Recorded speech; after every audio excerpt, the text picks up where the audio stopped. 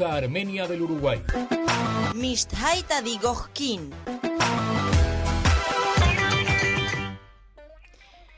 Muy bien, y continuando con Audición Gomidas, como les habíamos prometido, es momento de darle la bienvenida a Hachik a los micrófonos de Audición Gomidas, como lo hacemos una vez al mes. ¿Cómo estás, Hachik? Bienvenido una vez más.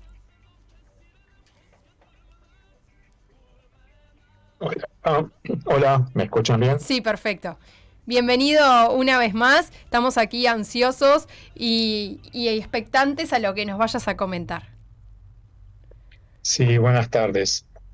En agosto del 2023, el fiscal Luis Moreno Ocampo hizo público un informe donde advertía que en aquel entonces el bloqueo de Artsaj desde diciembre del 2022 tenía elementos e indicaba que había una política genocida detrás de esta medida.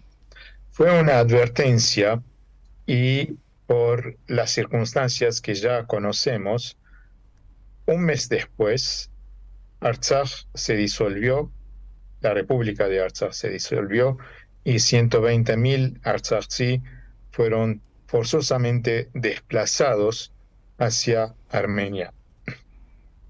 Ayer o anteayer, la Asociación Internacional de Estudiosos de Genocidio, que es una asociación mundial que agrupa más de 700 expertos en temas de genocidio, el más prestigioso, la asociación más prestigiosa, podemos decir, en el mundo, sacó una declaración donde indica claramente que lo que ha pasado en Artsaj es genocidio.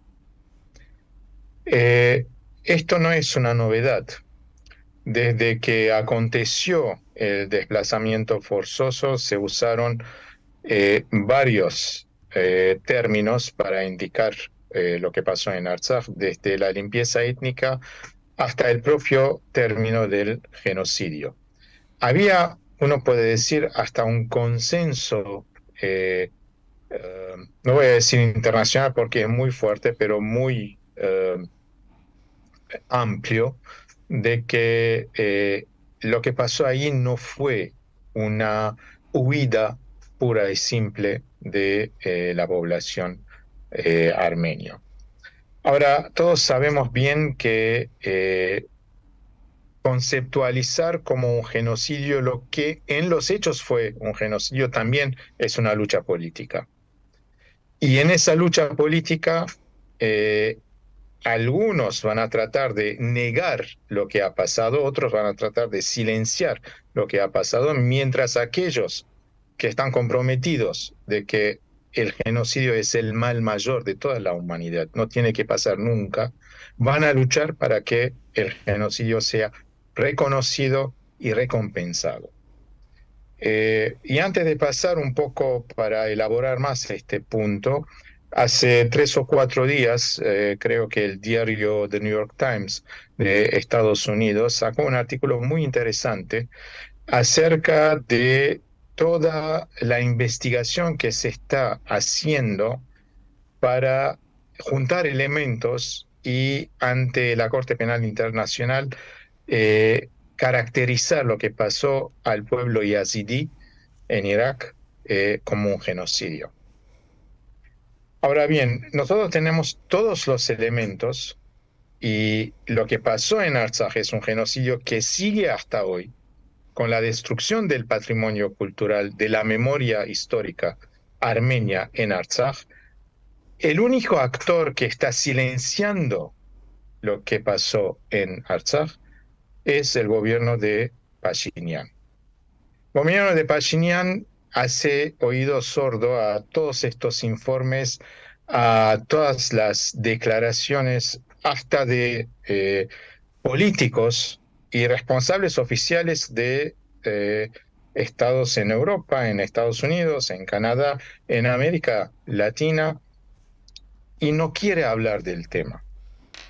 Por supuesto, tienen algunas algunas iniciativas diplomáticas en las instancias internacionales, pero públicamente hay una restricción y parece que es una orden que vino desde Pashinyan y como el bloque de diputados de el contrato cívico en Armenia eh, es un monobloque que ataja las órdenes y no hay ninguna voz disidente ahí. Eh, Todos siguen la misma orden de no hablar de este tema. Bueno, el 2 de septiembre era el aniversario de la independencia de Artsaj. Hubo, como probablemente ustedes se enteraron, varias manifestaciones, un acto importante, se llama Retorno, que se llamó Retorno Veratats en Yerevan, y hubo una declaración pública de parte de varias personalidades de que este tema va a volver y está en la agenda internacional. El silencio fue de parte del gobierno de Nikol Pashinyan. Ninguno salió a felicitar o por lo menos expresar algo en la fecha de la independencia de Artsaj. Al contrario, cuando los periodistas hacían preguntas a responsables del partido reinante, simplemente decían que no era adecuado hablar de este tema en tiempos en que estamos más cerca de el acuerdo, el llamado acuerdo de paz. Y bueno, la otra pregunta es, bueno, ¿dónde estamos en este acuerdo de paz hoy en día? Lo que sabemos que la semana pasada, Nikol Pashinyan dio una conferencia de prensa. Dicen que fue la conferencia de prensa, no lo averigüé, pero dicen que fue la conferencia de prensa más corta porque duró dos horas.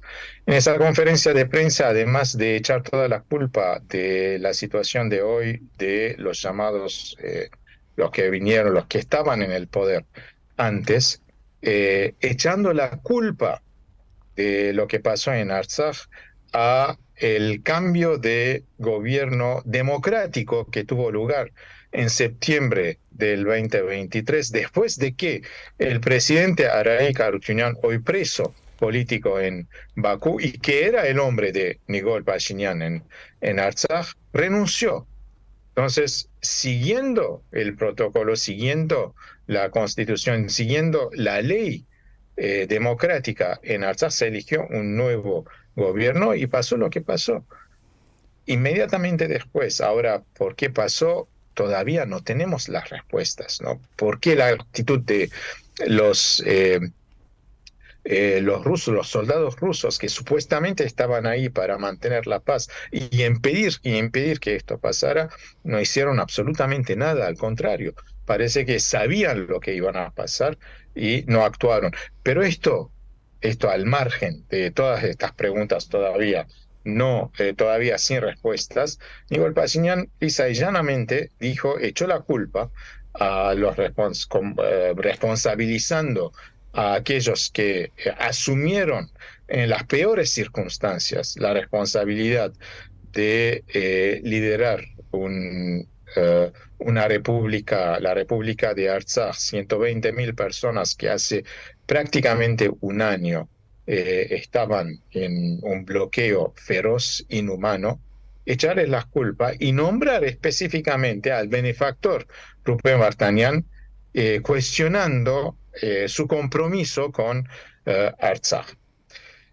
Pero lo que dijo con respecto a el llamado acuerdo de paz, él dijo que hay 17 puntos que supuestamente Armenia y Azerbaiyán están negociando directamente, sin intermediación, es lo que Pashinyan dice, y que 13 de estos puntos son puntos sobre los cuales no hay diferencias. Y quedan 4 que todavía no llegaron a un acuerdo. No especificó más Pashinyan de qué se trata, ni estos 4 puntos, ni los 13 puntos que deben ser puntos muy generales, no protocolares casi. Y dijo que la propuesta de Armenia es que se firme un acuerdo de paz dejando estos 4 puntos para negociar más adelante. Por supuesto, cualquiera va a decir, y bueno, pero ¿quién le dice que Azerbaiyán va a querer firmar? Aunque firme los 13 puntos, va a cumplir con lo firmado. ¿Y quién dice que en estos 4 puntos cualquier desacuerdo no va a llevar también a un conflicto? Y además, firmar un acuerdo de paz o un supuesto acuerdo de paz, un preacuerdo, lo que sea, un documento, en este momento, antes de COP29, es hacerle un gran regalo a Azerbaiyán, que está, como lo sabemos, lavando su cara, ¿no? Su cara genocida, con la COP29. Y el gobierno de Armenia está absolutamente silencioso con respecto a la campaña que se está llevando adelante en el mundo entero, haciendo recordar que Azerbaiyán tiene presos políticos. Azerbaiyán es una dictadura. Azerbaiyán cometió un genocidio. Bueno, no, Nikol Pashinyan quería regalarle a Aliyev un acuerdo de paz. ¿Y saben qué? La respuesta vino inmediatamente después de esta conferencia de prensa. Azerbaiyán dijo no, nosotros no estamos de acuerdo.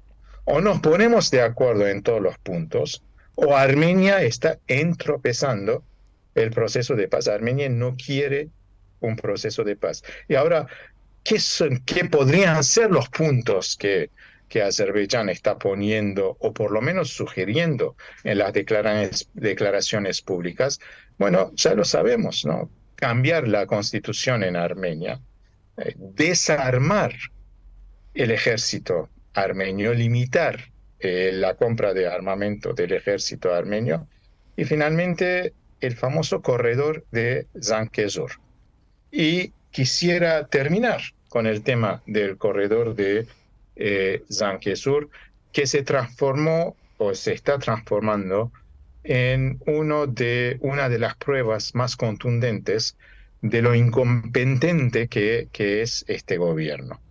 Y digo, y subrayo incompetente, porque suponiendo, ¿no? Oyendo a este discurso que caracteriza a Nikol Pashinyan y sus seguidores como un traidor, como un vendido, lo que sea, sería darle mucho crédito. Cuando la situación en que estamos hoy en día, desde la finalización de la guerra, desde la derrota, y acuérdense que cada año que pasó desde la derrota, Armenia cedió algo a Azerbaiyán y tuvo a cambio un año de relativa tranquilidad. 2021 Azerbaiyán entró en Armenia, 2022 entró en Armenia, usurpó, está todavía el ejército azerí en territorios armenios. 2023 fue disolvió la República de Artsaj y forzó el desplazamiento de la población de 120.000.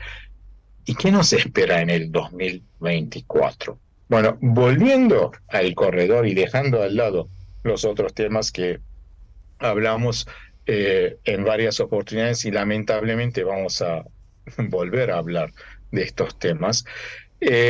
Si se acuerdan bien, volviendo un poco atrás en aquellos años, en la década de los 60 del siglo pasado, cuando antes probablemente que naciera hasta yo, empezó a tomar importancia en la agenda de la diáspora. Lo digo en forma muy general, el tema del genocidio, entre comillas, olvidado. Y en los próximos, desde el 65 hasta el 85, 87, toda la diáspora volvió ese proceso de politización y de, sin ayuda ninguna, de respaldo estatal, porque no había un Estado independiente armenio para respaldar los reclamos de reconocimiento del genocidio, hizo de reconocimiento del genocidio su bandera y logró. Eso empezó en el 65 en Uruguay con la ley y siguió para tener importantes victorias, importantes logros en el 85, 87 en Naciones Unidas y en el Parlamento Europeo.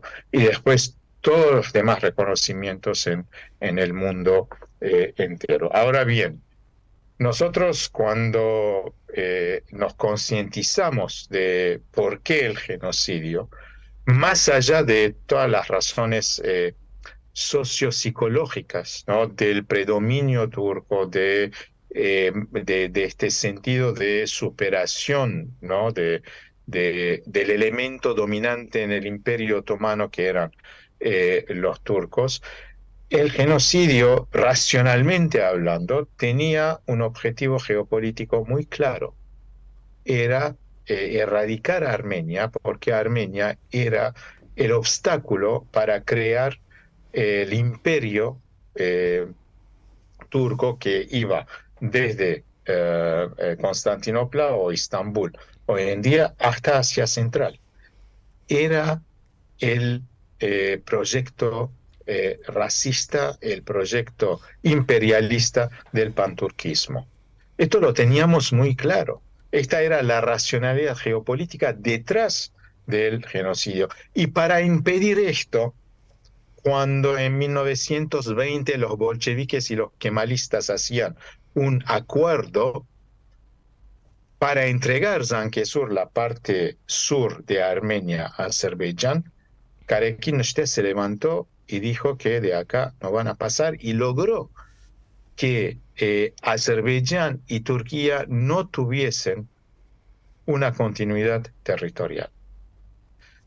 Bueno, de poco a poco aparentemente se olvidó del panturquismo. Yo estoy hablando después de la independencia, a pesar de que durante la primera guerra de Artsaj, aquellos que combatían en el frente, el liderazgo político militar de Artsaj, estoy hablando de 1991-94, cuando la lucha de liberación se transforma en una guerra abierta entre los armenios y los azeríes.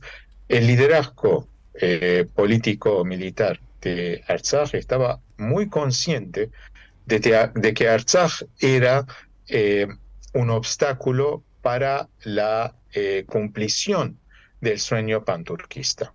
Bueno, hoy Artsaj no existe.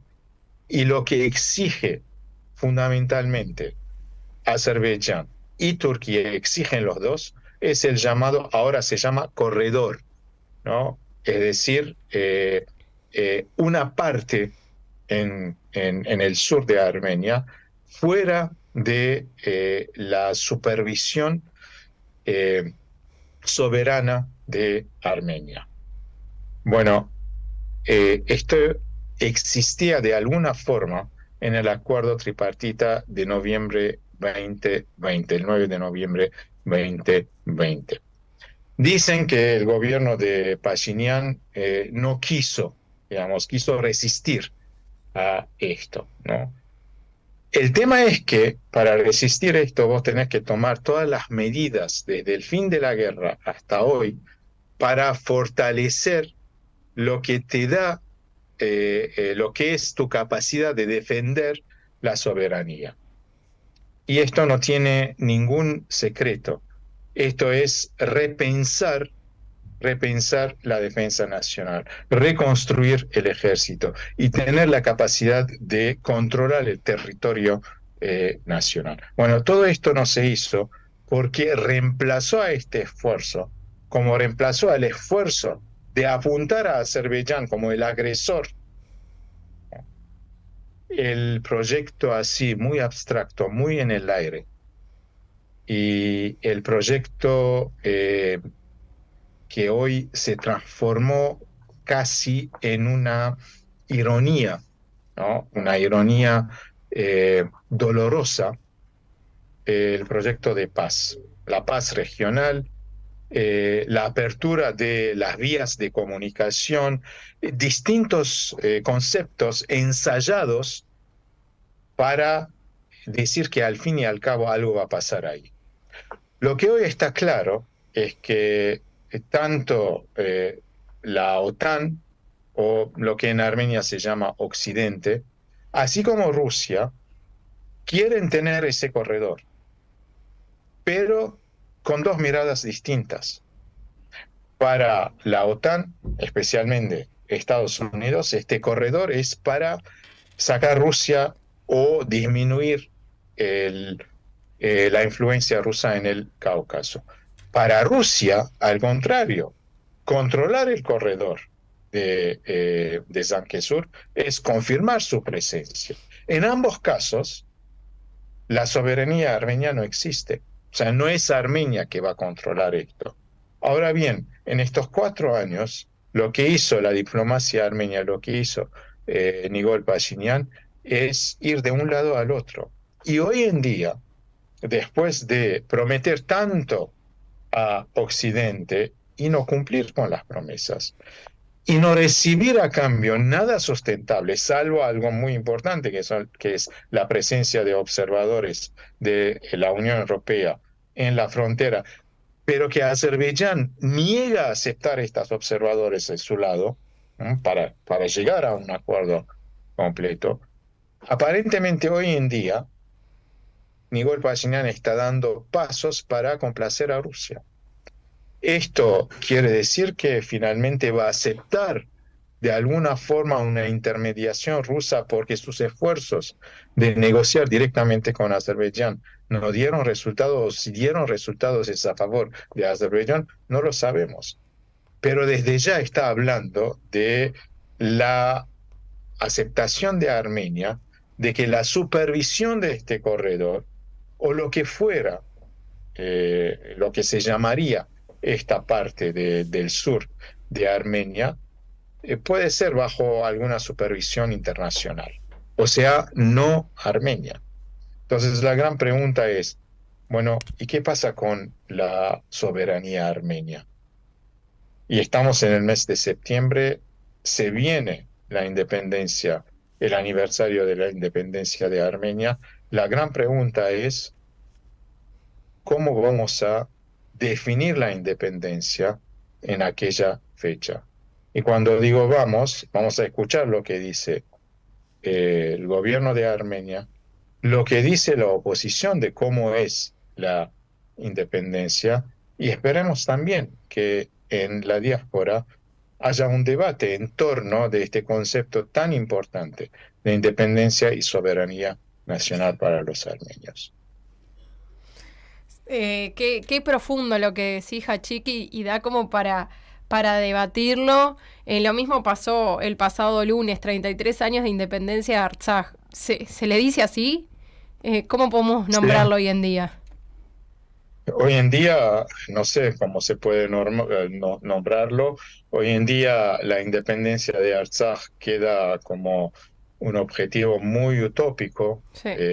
Pero de ninguna manera las utopías no existen, por lo menos en algún parte de la conciencia colectiva nacional.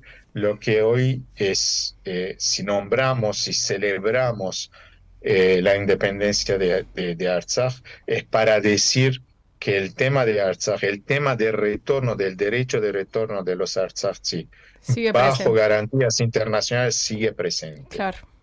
Y que Azerbaiyán no puede celebrar COP29 sin que el mundo le recuerda que cometió un genocidio. Esta es la agenda de todos los armenios, ¿no? Aun cuando desde el gobierno de Armenia hay, vamos a decirlo así suavemente, un silencio en torno de este tema, para no decir, y me disculpo si es muy fuerte la palabra, una negación.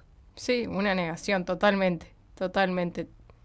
El mundo, hay parte del mundo que lo define así como genocidio, como lo que realmente es, y la propia Armenia le está dando la espalda a este título que es clarísimo que es así, que todo el mundo sabe que es así. Yo no diría Armenia, yo diría el gobierno de Pashinyan. El gobierno, tal cual. Esperemos que todos aquellos que hoy en día están activamente en la oposición terminen de convencer a este electorado, que en su mayoría hoy es simplemente indiferente, pero en la minoría, Pashinyan sigue teniendo una mayoría de los votantes. Esperemos que esto se dé vuelta en algún momento y que al fin y al cabo aquellos que votan en Armenia, aquellos que tienen voz y voto en Armenia, porque desde la diáspora no podemos hacer nada sino mirar allá y comprometernos, pero con palabras, Claro. porque no tenemos ninguna forma de intervenir en los procesos internos en Armenia. Lamentablemente lo digo, lamentablemente. No podemos votar, por ejemplo, en la diáspora, aún aquellos que son ciudadanos armenios. No podemos votar, no hay un mecanismo. Y a propósito no se puso este mecanismo en su momento. Entonces, puedan convencer a los votantes que esta vida que están llevando adelante, este esfuerzo de normalizar cada vez más irónicamente la derrota de hace 4 años atrás, simplemente está dejando a Armenia un país que al fin y al cabo no va a tener ningún sentido en su existencia.